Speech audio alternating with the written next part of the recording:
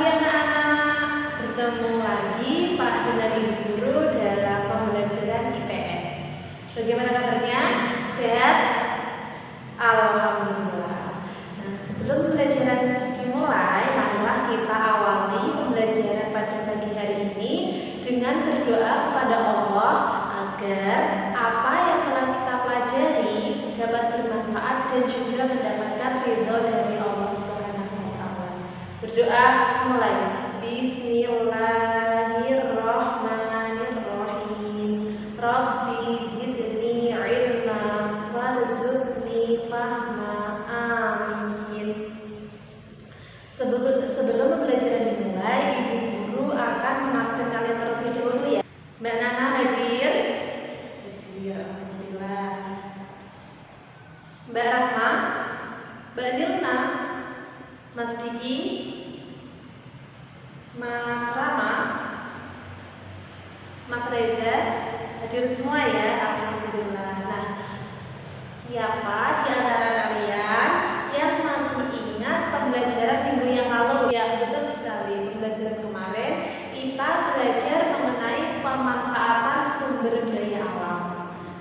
Ada yang masih ingat apa itu sumber daya alam? Ya, berapa apa? Betul sekali, sumber daya alam adalah segala sesuatu yang berasal dari alam yang digunakan untuk memenuhi kebutuhan hidup manusia. Sumber daya alam itu dibagi menjadi dua, yaitu sumber daya alam yang dapat diperbarui dan sumber daya alam yang tidak dapat diperbarui. Kita akan mengulas sedikit lagi ya. Nah, manfaat dari sumber daya alam itu apa saja? Ya, Mas Diki apa? Betul sekali, sebagai sumber bahan makan dan juga obat-obatan. Selain itu, manfaat dari sumber daya alam juga digunakan sebagai bahan sandang dan juga bahan bangunan. Nah, pada pembelajaran kali ini kita akan mempelajari mengenai keberagaman suku, budaya, dan agama yang ada di Indonesia. Sebelumnya, Ibu Guru akan membagi kalian menjadi beberapa kelompok. Nah, di kelas 4 ini jumlah semua siswa ada 25 ya. Nah, di sini Ibu Guru akan membagi kalian menjadi 5 kelompok, yang mana setiap kelompoknya terdiri dari 5 orang siswa. Ibu Guru yang membagi ya. Kelompok yang pertama yaitu Mas Anton, Mas Rama, Mbak Dewi, Mbak Rara, dan juga Mbak Rahma.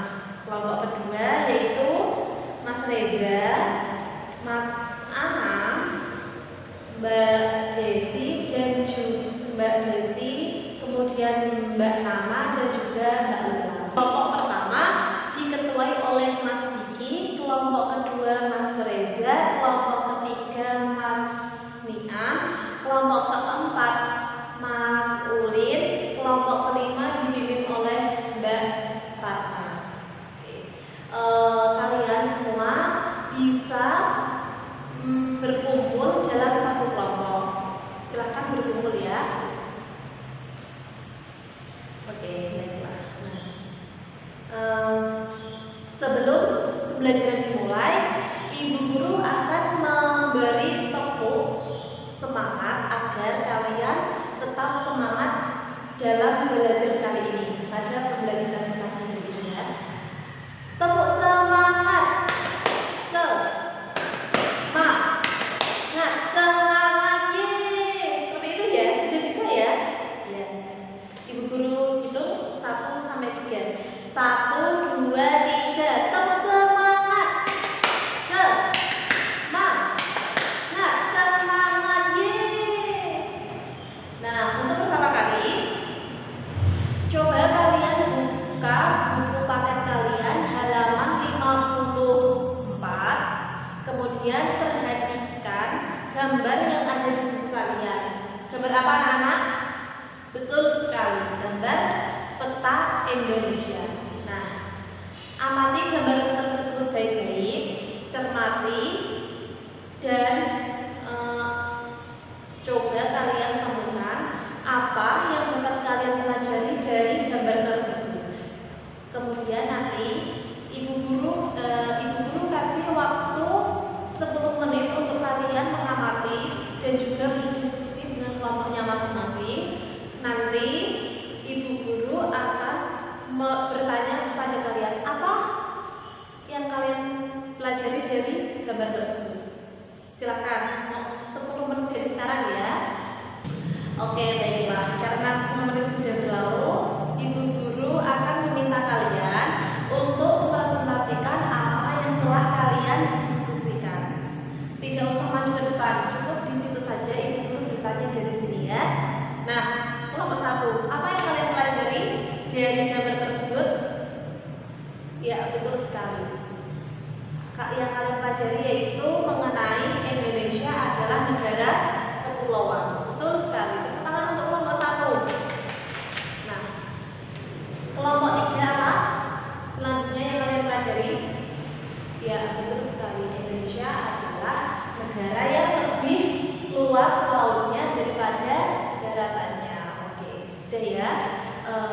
Ibu guru akan jelaskan mengenai materi yang terkandung dalam peta Indonesia tersebut.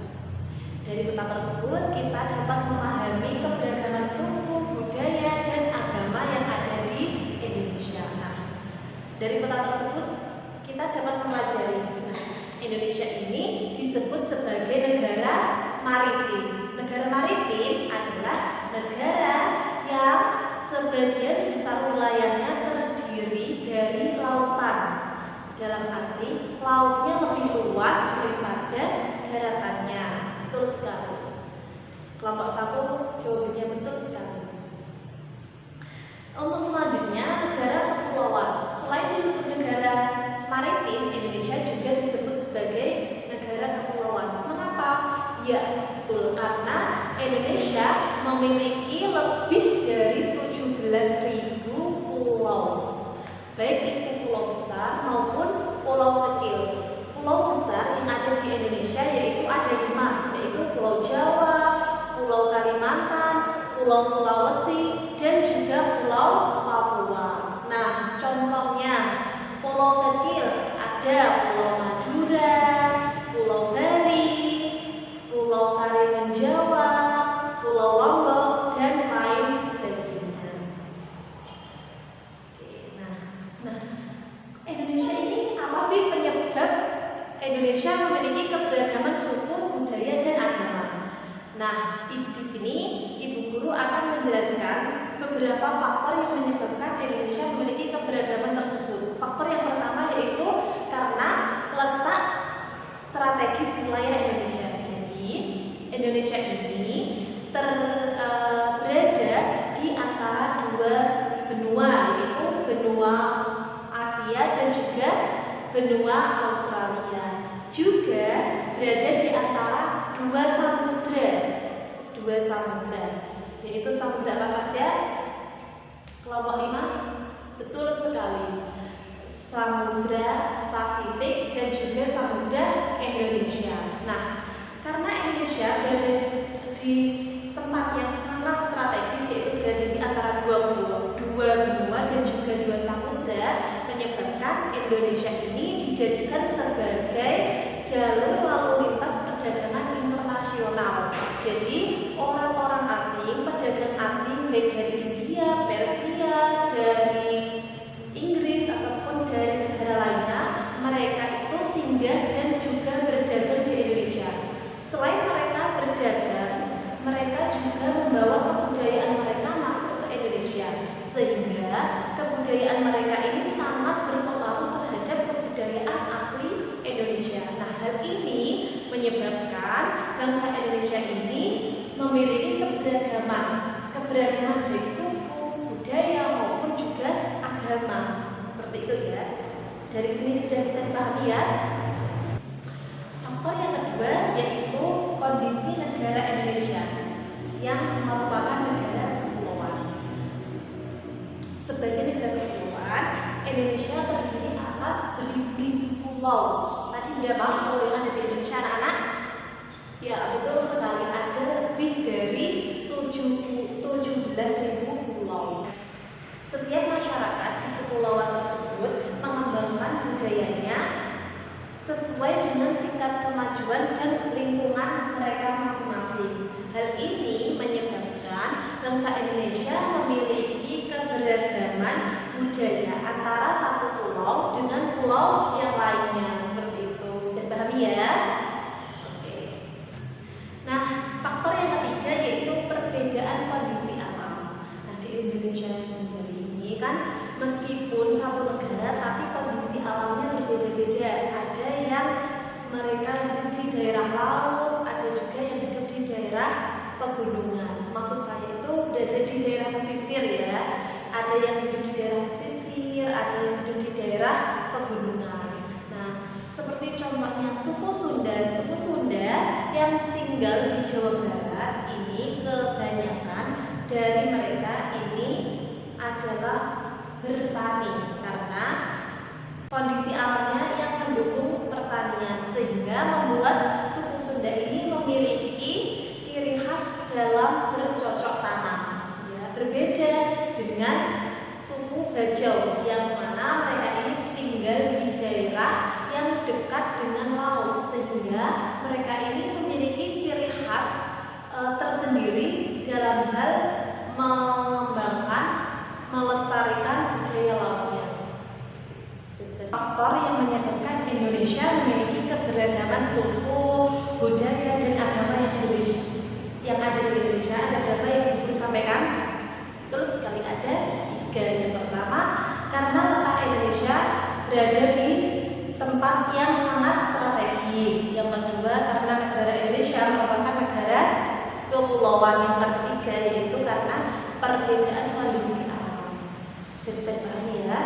Nah, kemudian kita akan belajar mengenai keberagaman suku bangsa yang ada di Indonesia. Suku adalah segolongan manusia yang mengidentifikasikan dirinya dengan sesamanya berdasarkan dengan garis keturunan.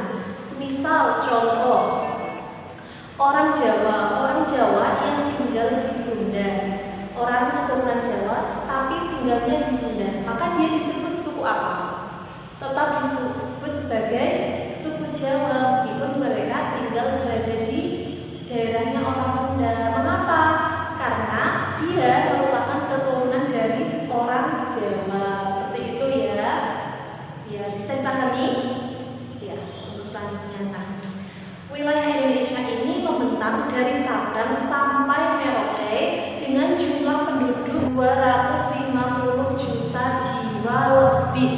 Dan ini tersebar di 34 provinsi di Indonesia. Suku yang ada di Indonesia sendiri diantaranya, yang pertama yang ada di Pulau Sumatera. Dari Pulau Sumatera sendiri terdapat beberapa suku bangsa, diantaranya ada Aceh, Anak Dalam, ada suku Batak, suku Gayo, Mentawai, Minangkabau, dan lain sebagainya. Dari Pulau Jawa, yaitu ada suku Jawa, ada suku Sunda, Tengger, Baduy, dan lain sebagainya. Kemudian dari Pulau Kalimantan sendiri yaitu ada suku Banjar, suku Bajau, suku Dayak, suku Berau, dan lain sebagainya. Dari Bali yaitu ada satu suku yaitu suku Bali. Dari Sulawesi sendiri yaitu ada suku Bugis, ada suku Mandar, Minahasa, Mongondo, dan juga ada Toraja.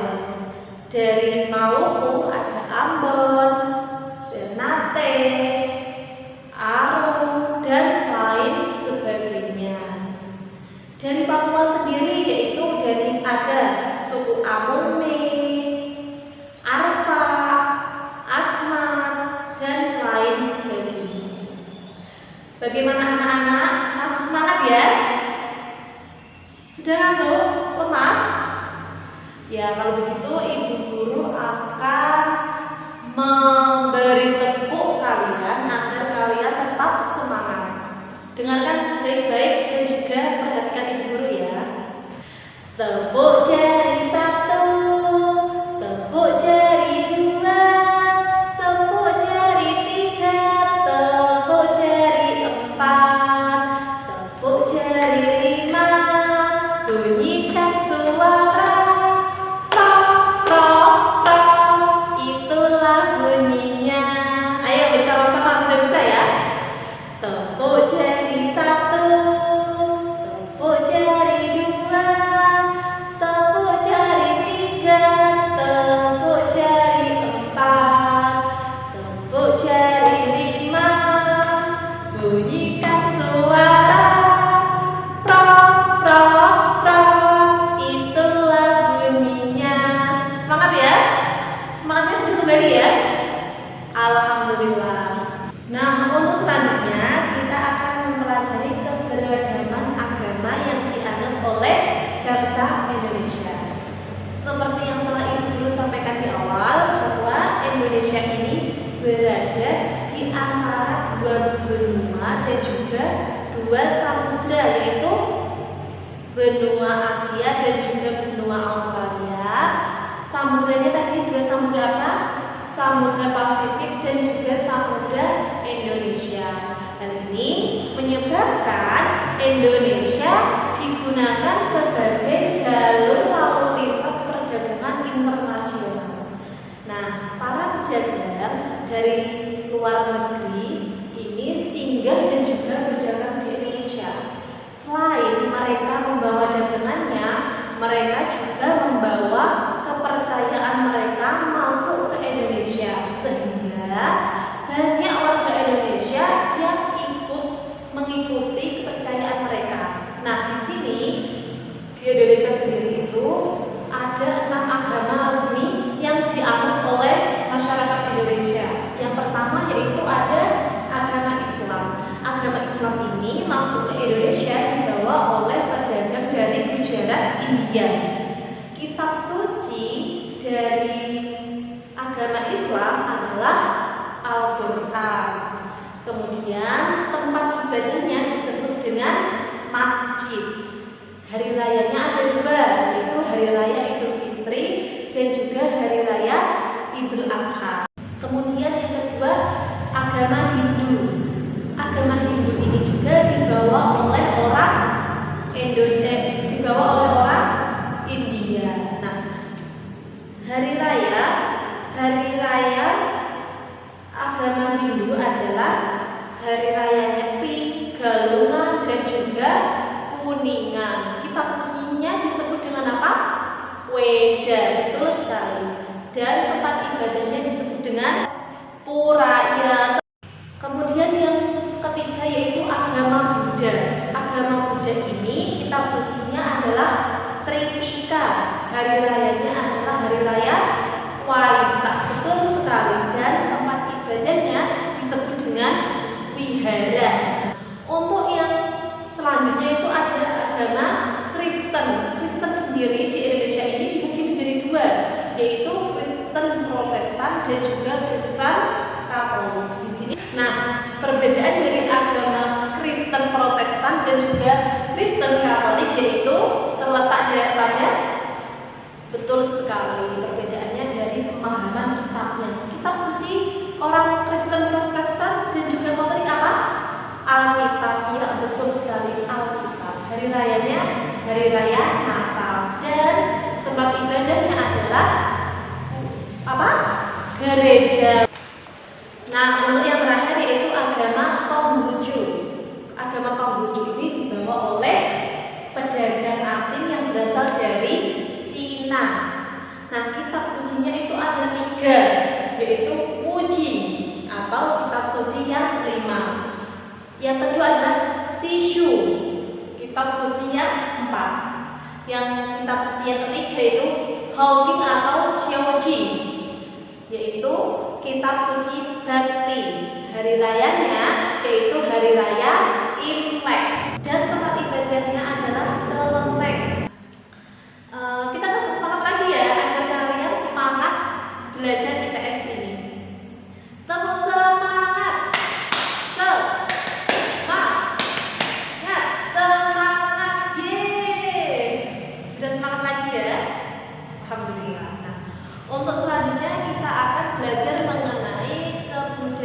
atau budaya yang ada di Indonesia. Yang pertama yaitu ada bahasa daerah. Bahasa daerah termasuk bagian dari kebudayaan Indonesia yang harus dilestarikan. Nah, bahasa daerah sendiri menjadi pendukung bahasa Indonesia yang keberadaannya diakui oleh negara. Setiap bahasa antara suku satu dengan suku yang lainnya ini berbeda-beda. Misalnya suku Jawa.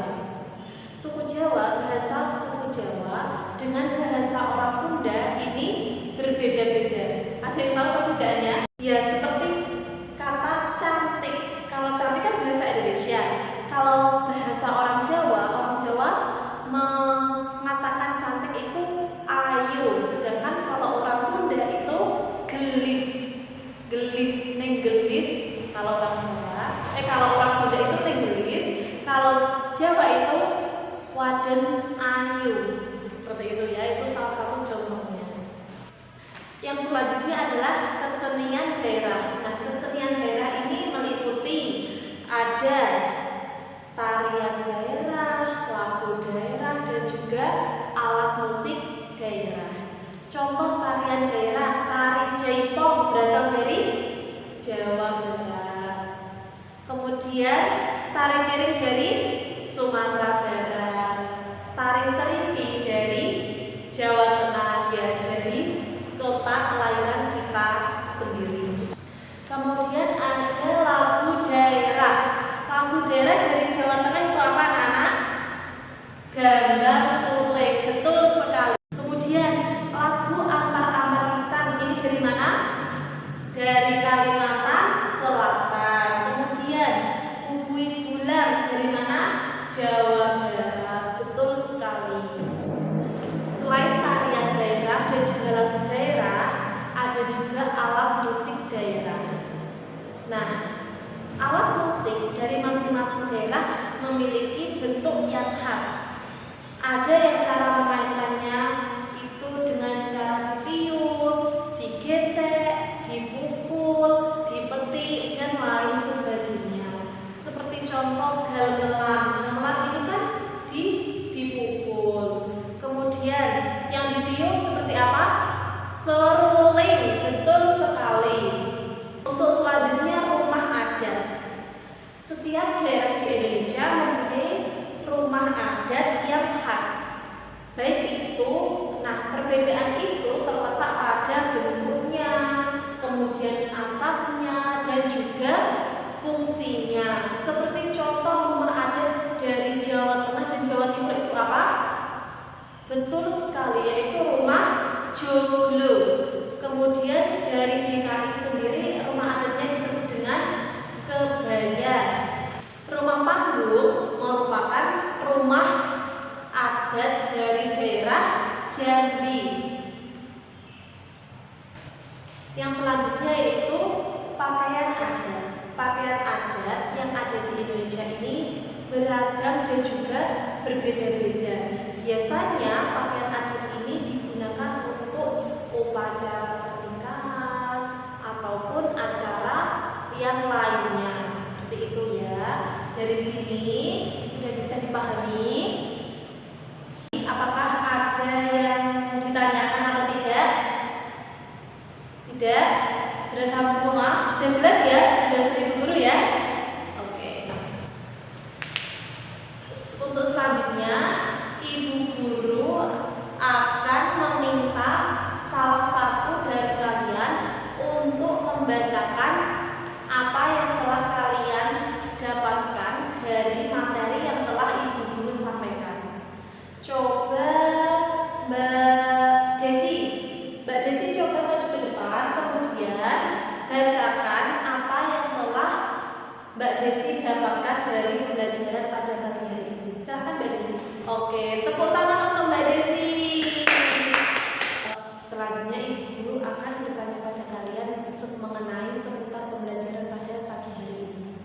Tadi Mbak Lula coba tari jaipong tadi berasal dari mana Mbak Lula? Iya, betul sekali, berasal dari Jawa Barat. Kemudian rumah joglo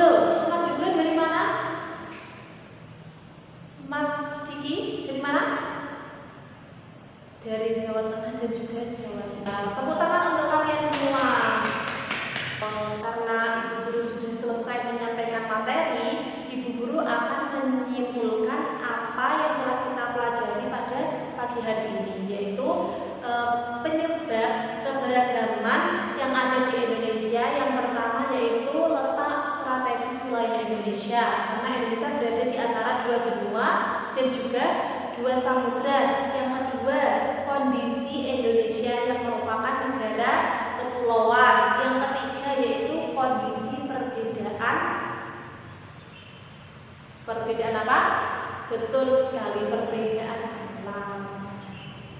Kemudian keberagaman suku yang ada di Indonesia antara lain ada suku Jawa, suku Sunda, Baduy, Tengger, suku Aceh, suku Anak Dalam, suku Batak, suku Toraja, suku Ternate, suku Ambon, suku Bali, dan lain sebagainya. Kemudian selain itu, untuk selanjutnya agama yang resmi dianut oleh bangsa Indonesia itu ada 6. Yang pertama ada agama Islam, kedua Hindu, ketiga ada Buddha, keempat ada Kristen. Kristen ini ada 2, yaitu Protestan dan juga Kristen Katolik. Yang terakhir yaitu agama Konghucu. Betul sekali. Kemudian kebudayaan ini meliputi ke bahasa daerah, terus kesenian daerah, meliputi alat musik, lagu daerah, dan juga tarian daerah. Kemudian ada juga pakaian adat, rumah adat, dan lain sebagainya. Di sini sudah bisa dipahami ya. Nah, untuk selanjutnya, untuk tugas minggu depan, coba kalian buka buku paket kalian halaman 60. Di situ ada soal pilihan ganda. Coba kalian kerjakan cukup 10 saja. Kemudian minggu depan sebelum Ibu Guru menjelaskan materi, kita akan membahas soal tersebut. Untuk pertemuan depan kita akan mempelajari mengenai indahnya perbedaan budaya yang ada di Indonesia. Nah, karena pembelajaran pada pagi hari ini sudah selesai, Ibu akan mengakhirinya. Jangan lupa sholat, jangan lupa jaga kesehatan, juga olahraga dan belajar yang rajin ya. Sebelum pembelajaran Ibu tutup, marilah kita akhiri pembelajaran pada pagi hari ini dengan bacaan hamdalah bersama-sama. Alhamdulillahirabbil alamin. Ibu Guru mohon maaf apabila ada penjelasan Ibu Guru yang kurang jelas atau kurang memahamkan. Ibu Guru mohon maaf yang sebesar-besarnya. Billahi taufik wal hidayah. Assalamualaikum warahmatullahi wabarakatuh. Sampai jumpa minggu depan.